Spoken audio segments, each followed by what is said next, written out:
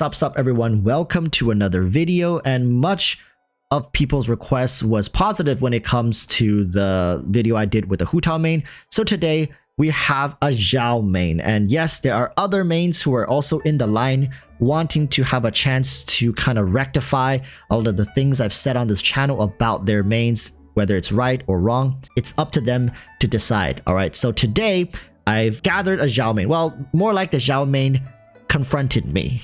Did they confront me? But here's the floor to our wonderful Xiao main. Please introduce yourself to the audience. Talk a little bit about your experience with Genshin, how much you've spent, right? And why Xiao, actually? Of course, I will tell everything, and thank you for the introduction. It was wonderful, Walrus. So, hello everyone. My name is Sweetie, otherwise known as Luca. I go by that name as well. And I've been playing Genshin for a year now, and I'm not a veteran player. I've started when Zhongli had his first or second rerun, so I'm not that old of a player. But the moment I started playing, I've fallen in love with the story, with the gameplay and the looks of the game itself, and I must say it's the first game that never bored me to bits. I was always captivated with the story, with the characters and everything around it. And when it comes to my spending, I did spend quite a lot of money, but not monthly. It was only for a few characters that I dearly loved, which one of them is Zhongli, Xiao, and Child. Those are the characters that I spent money on, and I would say around 200 euros to a few 300 euros, because I literally wanted to get them ASAP. So after getting them, I'm just spending money on Welkin and Battle Pass, that's it. And sometimes maybe like 30 bucks here and there, and that's it. I'm not a whale. I'm not whaling every time or every banner. I just whale for those particular characters. Sounds like we have a husbando investor. Am I correct in assuming that? I mean, I gotta say, there's nothing wrong with dropping some dollar bills for the characters you love, and I'm guilty of the same. All right, guilty as charged. Right, I'm sure there's many people watching right now. We can't judge. We're like, oh, you know, she's pulling for the characters she loves. Who can judge that, right? But yeah, okay. So you have all. So judging by what you said, you must have a pretty stacked Xiao team. Like, you have to have a stacked Xiao team, right? So what is the Xiao team that you're currently running then? My Xiao team that I'm currently running would be Zhongli, Xiao, Farazan, and Bennett. These are the characters that I'm running my Xiao in. Zhongli because of the shred and the stability that he provides. Because aside from getting injured and getting killed, he is very useful when it comes to staggering. And if you don't have the shield on, just Xiao gets kicked and you lose your damage when it comes to Abyss. Farazan is self-explanatory because she gives animo boosting and resistance shred, and after getting her, I must say, there is a significant difference in damage that Xiao is dealing, and it's much better and smoother of experience. And Bennett because Xiao needs a lot of boosting and healing when it comes to Abyss. Okay. So now that it's great that you mentioned Farazan, because I think this is a great place to kick off this kind of discussion, right? So as a Xiao main, can you kind of walk us through when you first saw the character? Like, how did you feel about Hoyoverse introducing such a character into the meta so late as well, right? Why did that character not come out with Xiao when, let's say, Ito had Goro to come out and Raiden Shogun had even Sara, even though Raiden necessarily isn't, right, really playing with Sara until she is like C2 and beyond.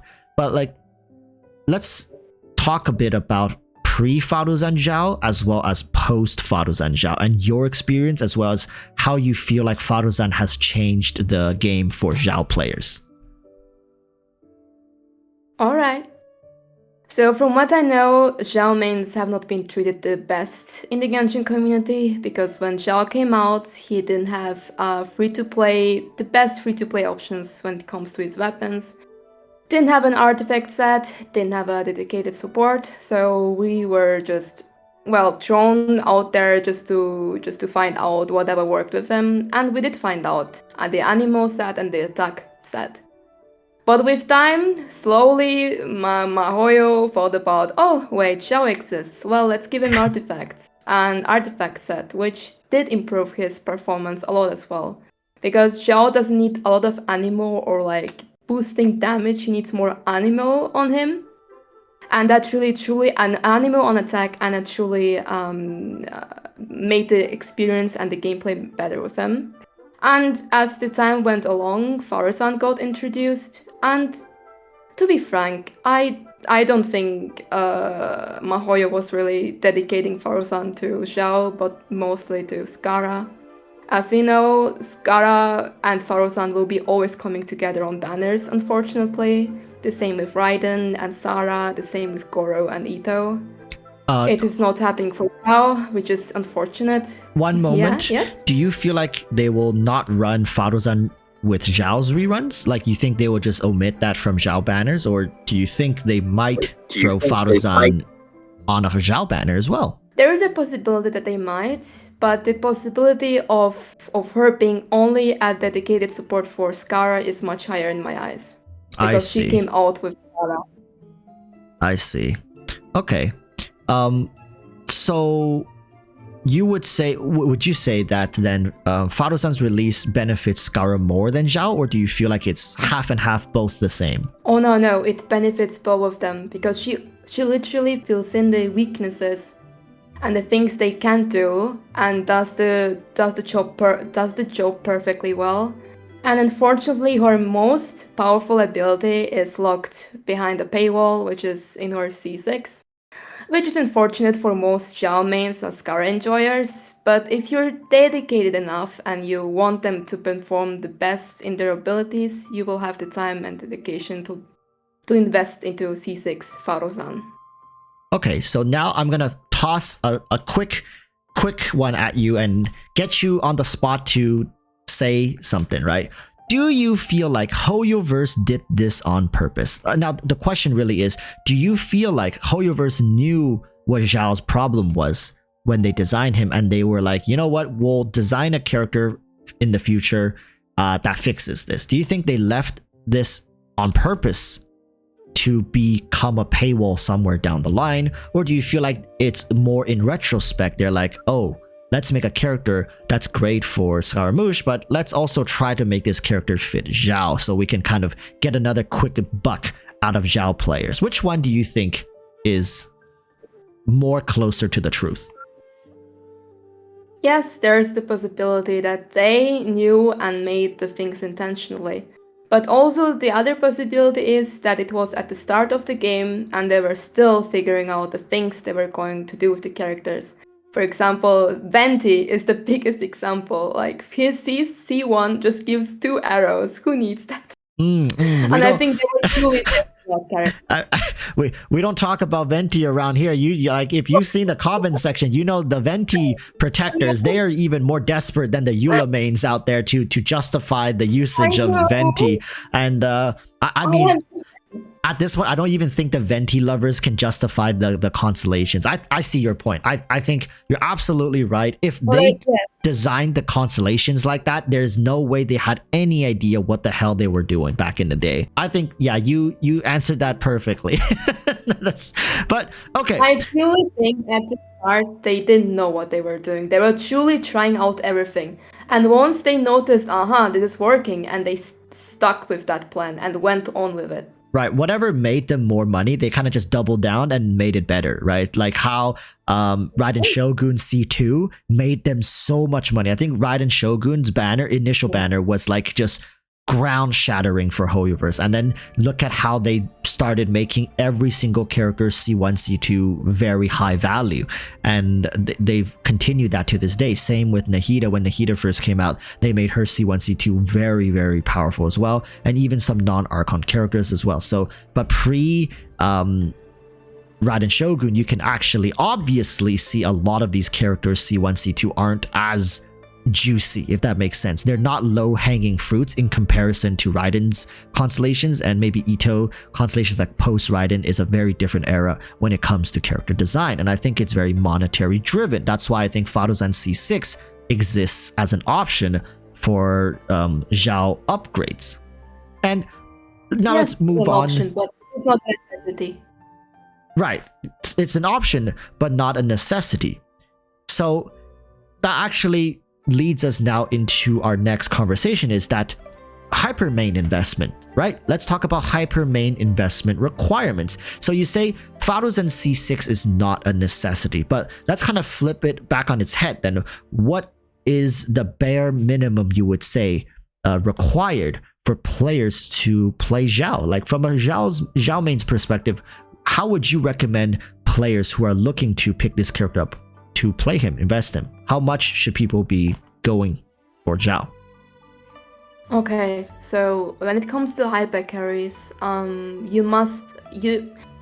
well, not really must, but I will say it is required if you truly like the character and you know that they're hypercarries. They do not rely on the reactions a lot. For example, Xiao, he doesn't benefit of reactions like Dendro does. So he truly relies on his Anemo power alone, which is why Fadozan was such a big difference. So if you truly want for him to perform well and to do a lot of damage, you just can't invest a little bit. Like the previous Hu main said perfectly, you need to invest a lot to get the best out of him and the most out of him. And I think the same goes for Eula, the same goes for Hu and you truly need to invest before you see the beautiful results. If you go in and tell yourself, well, let's go with the middle effort and just say, well, let's see what he does, and he won't perform that well. Okay, so by comparison then, I see you drawing comparison to other hypercarries. Do you like it's very weird, right? Because Hoyoverse designs all these characters. It's not like Xiao is cheaper to invest vertically. Same with Ito, same with Eula, same with Hu Tao and all these characters. But it borderline feels like sometimes you have to put more into these characters just to get them performing and feeling powerful. Comparatively, let's say a character such as Tartaglia, who was released even before Xiao. Tartaglia was able to function extremely well at C0 with free-to-play weapons, and it's because he's a reaction-based character, right? You mentioned Dendro. Another more modern example would be Alhaitham. Alhaitham completely comes out with the Dendro meta and smashes a lot of these hypercarries comparatively out of the water in terms of value, like I guess input versus output, right? So how does that make you feel as a Xiao player, right? Because you have to invest so much, well, not so much, you have to invest a little more to these characters, maybe get his weapon, right? There's more focus on raw stats through his weapon. Maybe a C1 would solve a lot of his energy issues depending on how you want to play this character and how good your substats are for your artifacts. So how does that make you feel that hyper mains do feel like they require more to kick off and really start performing? Okay, well, when it comes to gaming and how other players or me play, I think it really comes down to preference and how we enjoy the play, how we enjoy the game, how we play with the characters all around. With the introduction of Dendro, I've been very happy for mostly free-to-plays, because now I know that they can reach the same strong amount of power that I can after investing so long in my Xiao. And I'm happy for them, because that means they can enjoy the game itself, enjoy the story, enjoy the exploration, and not worry about the perfect artifacts, perfect substats. Oh my god, I need this, and I need that to do the Abyss or anything like that. But when it comes to hypercarry and how much I invest in Xiao or other hypercarries, well, I can't really speak for them, because they are individuals for themselves, and they will say something else than I do. But in my opinion, I only invest in Xiao, or most invest in him, because I adore him, I love him as a character, and I truly just want him to do good, to do whatever damage he wants to do, and just treat him well. and see, hey, he's good, he's great, amazing. And then there's Dendro, and they're doing great too, and I'm happy for them as well. Because every player enjoys the game differently, and all I want is that everyone enjoys the game the way they want to. Is it for collecting husbandos? Is it for meta? Is it for just exploring the story? We are all around, and the good thing is that we are happy with what we're doing on the game. We don't rage about it, and we just enjoy and love the game itself. Okay. That's great to hear because I mean, depending on which main you act, I hate to kick them when they're down, but if you were to ask some Venti players, how would they feel comparative to like Kazuha being released, let's say, for example? I don't know how Venti mains would react to Kazuha's existence. Now, anyways, let's move on. Let's talk. When it comes if you're a Venti and very competitive, of course it would affect you negatively. But if you're not and you're like, oh my god, a new character, it's so happy. But I truly think Mahoyo did that on purpose after they noticed the Morgana team kicking off and just destroying the Abyss all of the time.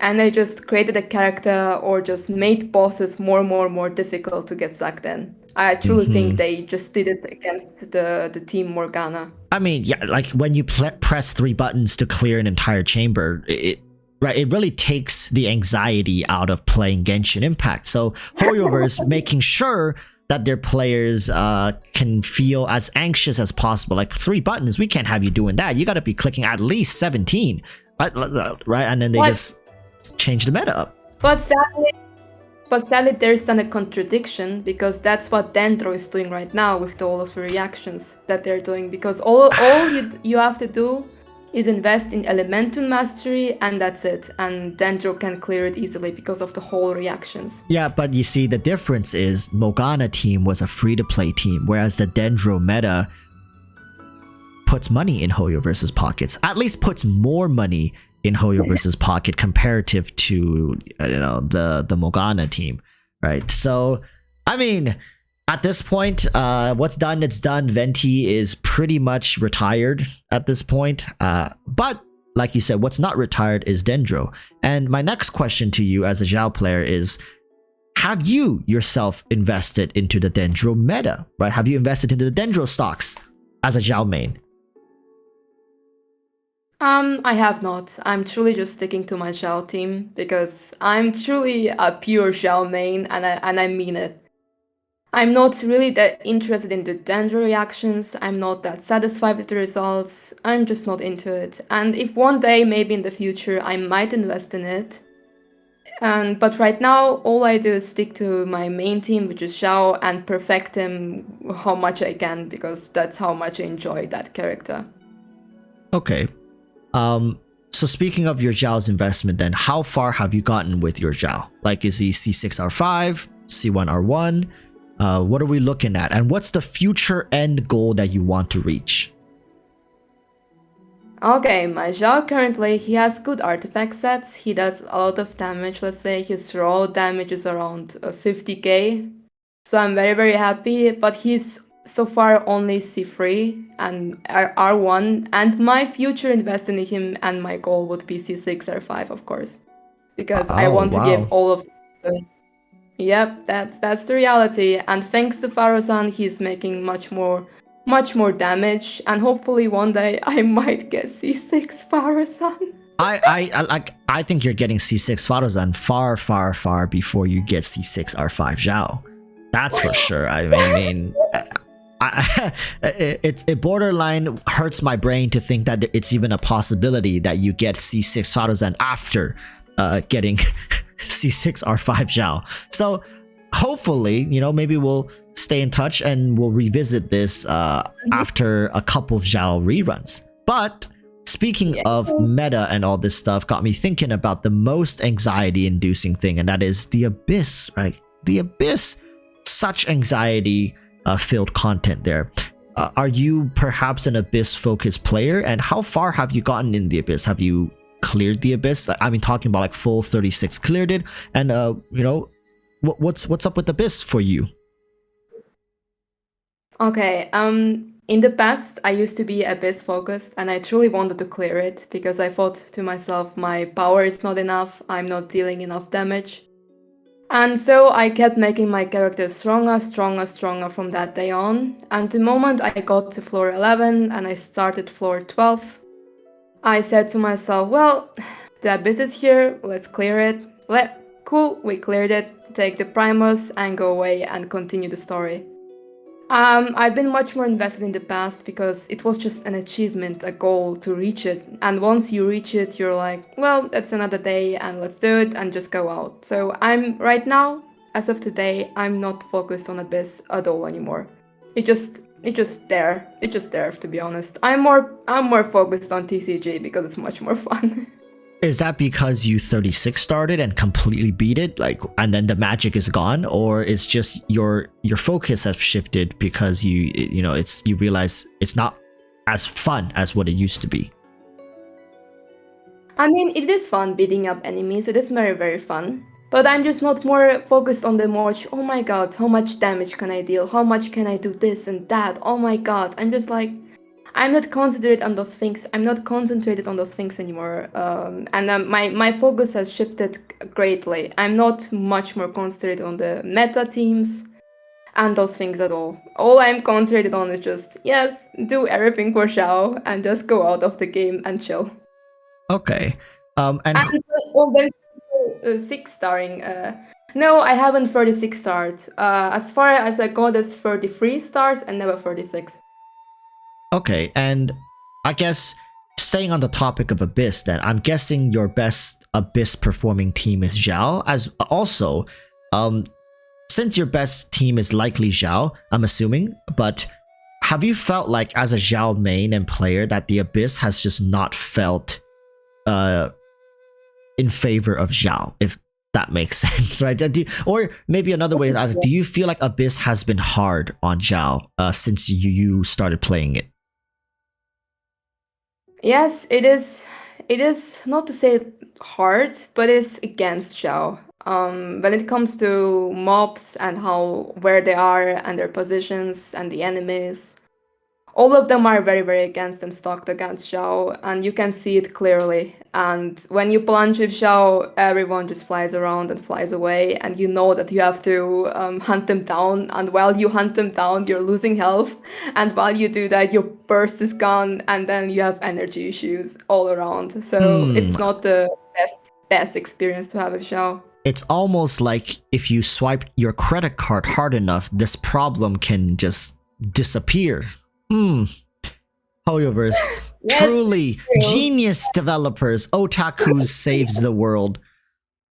But the true thing is here is just that in the overworld, my Xiao just kills everything in a few seconds. So I'm thinking to myself, why would I just want more and more damage, just to say, well, now it's getting boring and boring to me. It just all we're talking about when it comes to dealing damage is just the Abyss, because in the overworld everything is not that difficult, and once you've invested enough in one character, for example Xiao, you can clear out everything so easily in the overworld. So when it comes to damage, all we're talking about is just Abyss. It's just okay, Abyss, I guess. But like when it comes to generally speaking, any character you invest in enough, if you love them, invest in them, they can clear the overworld easily, I'm telling you. That's true, that's true. When you kill everything with one plunge, why do you need to suck them in, right? Eventually, you'll get to the point where you just plunge everything in Abyss as well, and then Xiao becomes top meta character. That's the train of thought we gotta think, right? If you are not one-shotting Abyss with your Xiao, it just means you need better artifacts. It just means you need maybe his R5 weapon. And even as somebody like, Sweet Tea here, she'll get it eventually. Surely. It's just time. Xiao's lived for what, 1,000 years? What's 1,000 more? Yes. Endless suffering and lamenting. Lament, right? I mean, unfortunately, even after another 1,000 years, he's not going to get much taller, much like Ziox. We didn't have to go there. I'm sorry. You have to think about it. Xiao is an Adeptus, and he can choose any form he can be. And if you think about it, he chose to be short, so short kings rule. I think it's a combat focused build, right? It's efficient. Why does he need to be 6'2" or like 2 meters tall when he can be like 1.30 m like Xiox and just completely demolish enemies? When enemies want to hit him, they gotta bend down to just like swipe at him. It's combat focused. It's efficiency. Truly meta defined, much like our Lord and Savior Xiox. I see this is peak male performance. This is peak male performance efficiency right here. I see it. I need to shave a couple inches off of myself. Anyways, Sweet Tea here, thank you so much. I mean, it's great to get perspective from other mains. I'm a Hu Tao main, and every time I hear even people in my community who plays Hu Tao, it's great to hear what they have to say. And before we go, do you have anything you want to say to everyone watching? Let's just wrap this up and have you kind of end us on a high note here. Let's see what you got. Of course. The last thing I would love to say to every Genshin player and every Genshin enjoyer is just enjoy the game for your own reasons. Do not feel ashamed, or do not feel like you have to enjoy it for meta, you have to enjoy it for story, you have to enjoy it for characters. Just find your niche, find what you love about it, and just stick with it. You don't have to convert to norms or say, I have to do this or that to fully enjoy or just enjoy everything I'm doing in game. And pull for the characters, yes, pull for the characters you love and see if you like playing with them. But also think about the bigger picture. Maybe you want to invest in the meta teams, like for example Bennett, Xinqiu, Xiangling, and those characters, and say, I've got them. So whenever I have hard content, I can just use them, and bam, that's done. And just go back to your favorite character and enjoy the day of your life in Genshin. Sounds great. Thank you, Sweetie. So people, you heard it here first. Go out there, have fun, enjoy yourselves. And yeah, I guess that's everything. Pull for Xiao, right? Sweetie, like, you have to play Xiao. If you don't have Xiao on your account, you're not playing this game, right? Yes, Xiao is a sweetheart. He needs it. He needs love and affection. That's true. Too much lamenting can be bad for your bladder. But yeah. Yep. Thank you guys so much for watching, and until next time, Sweet Tea, what do we say? Until next time. Stay safe and Peace. peace, guys. Bye. Bye.